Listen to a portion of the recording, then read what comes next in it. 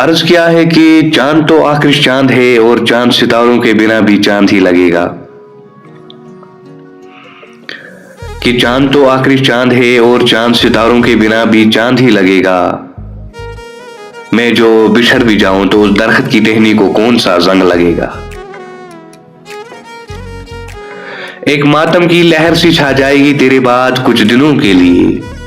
ایک ماتم کی لہر سی چھا جائے گی تیرے بعد کچھ دنوں کے لیے، تو کوئی ریاست تو نہیں جس کے اجڑنے پر میرا کسی اور کے ساتھ جنگ لگے گا۔ اور عرض ایسے ہے کہ غم حیات کے فلسفے سے تو اب تلک واقف نہیں ہوا ہے پوری طرح، کہ غم حیات کے فلسفے سے تو اب تلک واقف نہیں ہوا ہے پوری طرح، ایک دو کش بانگ کے لگانے سے کیا سمجھتا ہے تو ملنگ لگے گا۔ چاند تو آخری چاند ہے اور چاند ستاروں کے بنا بھی چاند ہی لگے گا، میں جو بچھڑ بھی جاؤں تو اس درخت کی ٹہنی کو کون سا زنگ لگے گا۔ شکریہ۔